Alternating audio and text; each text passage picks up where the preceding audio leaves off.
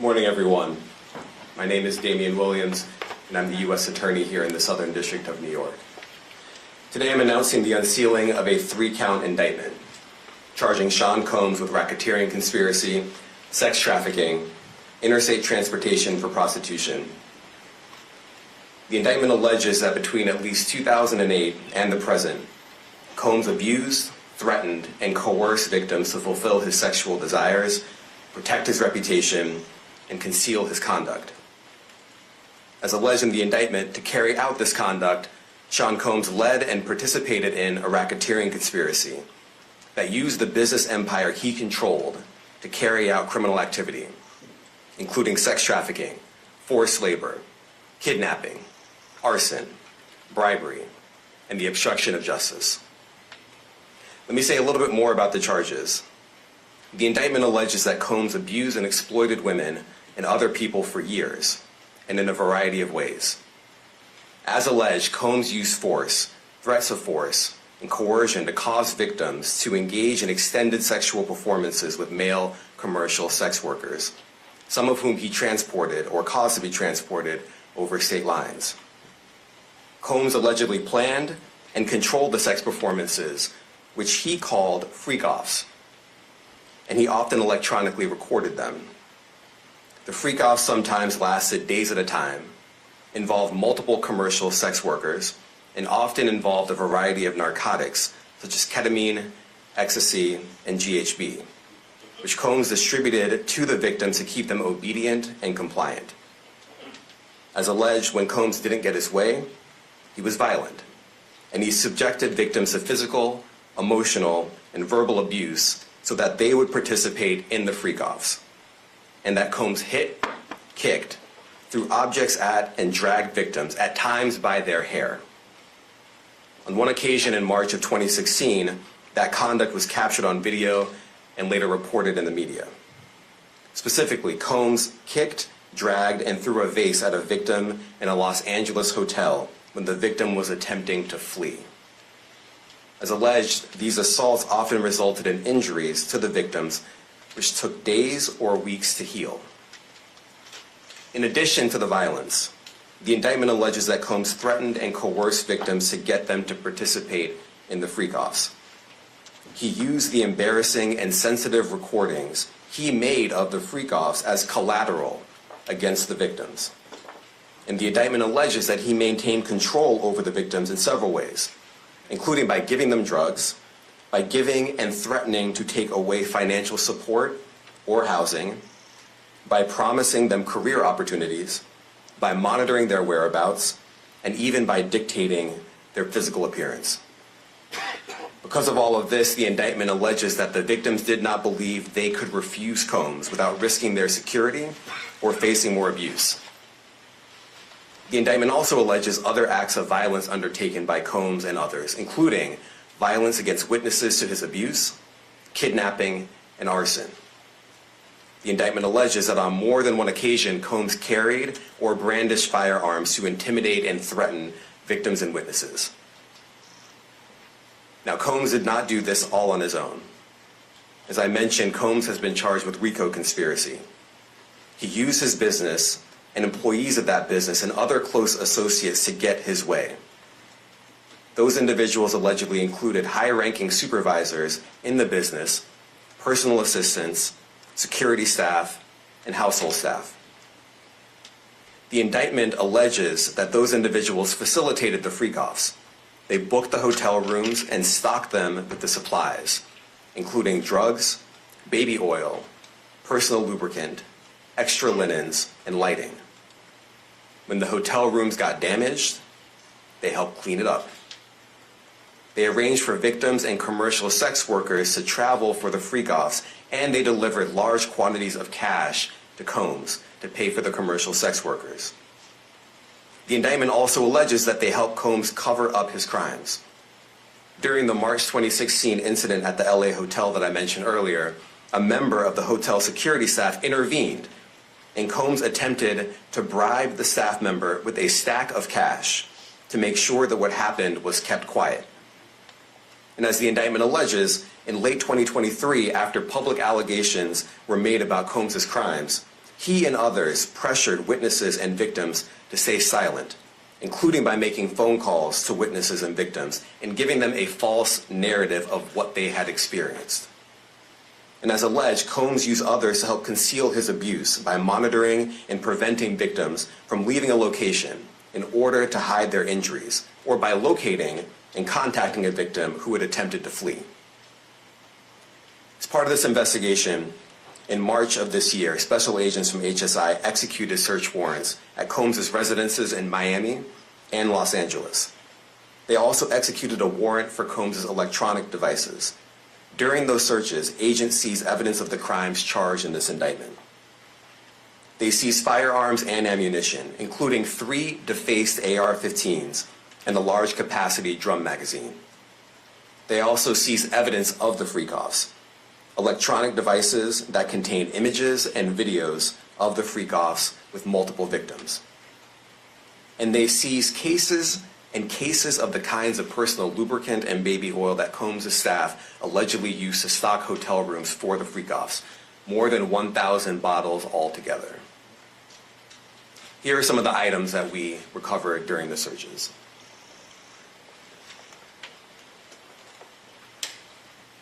As you can see here, this is a drum magazine, large capacity, and it contains, I believe, 59 rounds. I mentioned as well that we recovered 3 AR-15s. This is a close-up shot of one of the AR-15s, and you can see right here the serial number has been thoroughly defaced. Another picture of more ammunition and parts of 2 AR-15s right there. Now, I want to be clear about 2 things.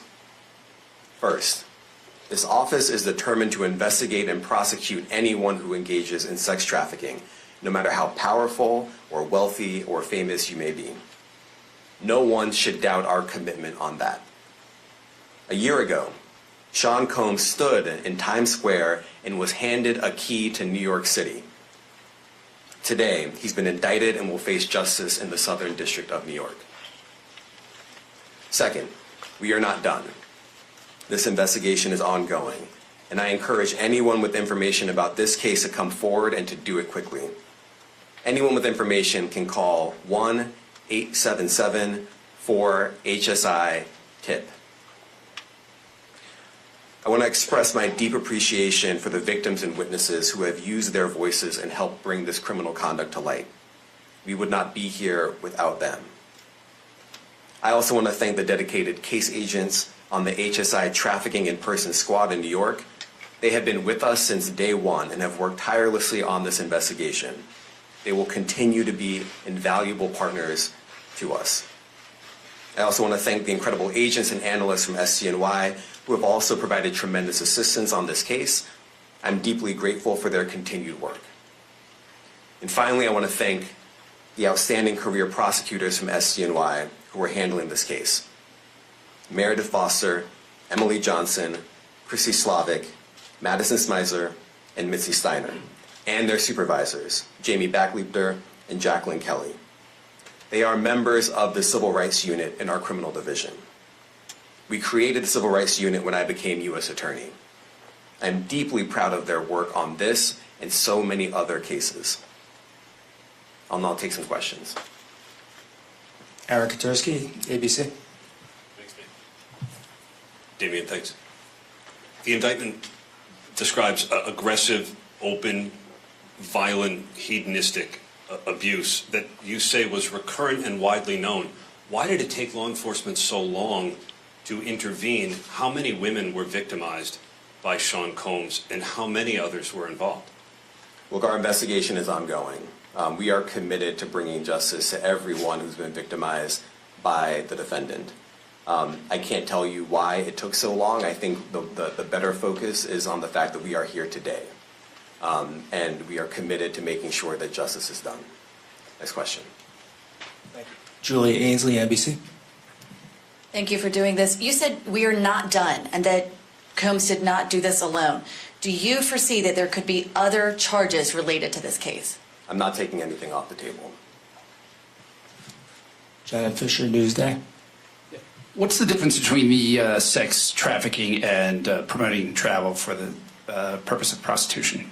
Well, they're different crimes with different elements. I don't think we should get into the nitty-gritty of the legal discussion right now, but the sex trafficking, we believe, they're all serious offenses, but the sex trafficking conduct carries some significant penalties, and we are gratified that we were able to bring that charge. Is one more coercive than the other?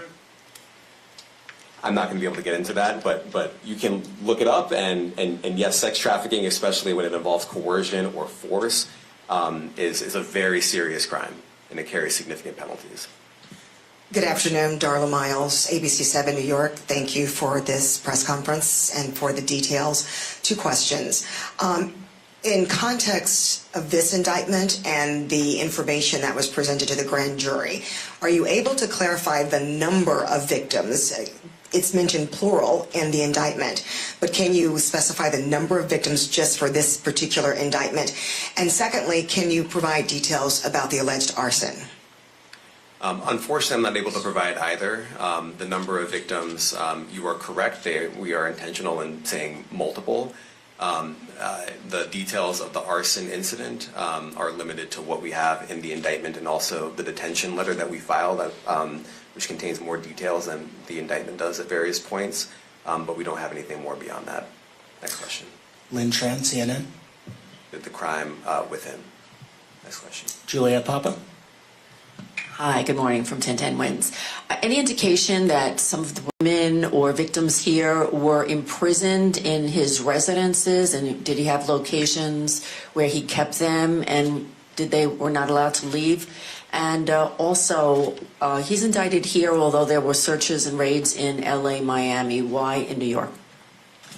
Well, I'm biased. I'm the U.S. Attorney in the Southern District of New York. I think that we have an outstanding track record of bringing some of the most impactful, sprawling, complex, difficult sex trafficking, human trafficking, labor trafficking, you name it. The Southern District of New York can do it, and so we're very proud of that.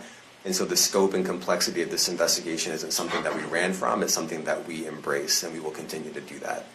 As to your question about whether he imprisoned anyone, all I can say is that, I mentioned this March 2016 incident where something was caught on video where a victim was attempting to flee, and there was violence that was associated with it. Was that at the residence or a hotel? That was at a hotel. Matthew Lee, Inner City Press. Thanks a lot. Does your office intend to seek remand, or are you reaching a bail package? And if you're willing, how would you contrast this with the R. Kelly case in EDNY in terms of the elements? Thanks. So we will be seeking detention. We have filed a letter laying out our reasoning for seeking pretrial detention. I'm not going to be able to expand beyond what's in the letter, but it contains all of the reasoning, and it contains the law as well. There is a presumption of detention in a case like this, and we think that's warranted. John Anise, New York Daily News. Thank you. I was hoping to get some more detail about the searches of his residence, the guns, the cases of lubricant, and the videos. Where were they found amongst his residence? Were they all scattered around the houses in one place? I kind of wanted to just get a better picture of how that stuff was found. Well, look, I think that some of the details that you're seeking are in the detention letter. So, for instance, some of the AR-15s, two of the three defaced AR-15s were found in his bedroom closet in Miami, broken down into parts along with magazines with ammunition loaded in them. So some of that detail is in the detention letter. Beyond that, I'm not going to be able to get into where other items were stored. Ben Kochman, Post. Hey, thanks for doing this. Your office was the office that had been prosecuting Jeffrey Epstein before he died in custody. I have not read your detention memo yet. It's the first thing I'm going to do after this ends. But does the memo address, or is your office concerned with Combs' safety in custody, given what happened with Epstein? So we are concerned with anyone's safety whenever they are detained prior to trial. It's part of our obligations to keep people safe as well. It's part of the criminal justice system. So, but I do not draw any sort of connection between Jeffrey Epstein's suicide and what may or may not happen to any other defendant while they are detained pre-trial. And of course, the decision whether to detain the defendant will be up to a judge. Our position is that pretrial detention is warranted under the law and based on the facts of this case, and I'll leave it at that. Are some of the prosecutors on this case some of the same prosecutors that had been handling that or that worked on the Maxwell case? So I'm not going to get into the staffing. I will say that this team, this group of AUSAs, this incredible group has been working on this case around the clock, and they've had their hands full. Next question. Gus Rosendale, NBC News. Good morning, sir. Combs' attorney said that his client has been cooperative with investigators. He said that this morning. I was wondering if you would have a reaction to that. Let me just say this. I think that generally and with increasing frequency, the word cooperative or cooperating has taken on tremendous elasticity and it no longer really bears any relation to what the word means when we use it in a very specific context. So responding to lawful process and the like does not qualify as cooperation when we use that term here. Mike Sisak, AP. Thanks. To that end, was there any discussion of Mr. Combs surrendering? I understand he was taken into custody at a hotel in Manhattan last night, and maybe that wasn't the plan. Can you elaborate on how that came about and why that was? I'm not going to be able to get into any sort of operational details as to how he was taken into custody and when. He is in custody right now. He will be appearing in court later today. Was there any discussion of him surrendering, given they claim he's cooperating? I'm not going to be able to get into law enforcement tactics or operations.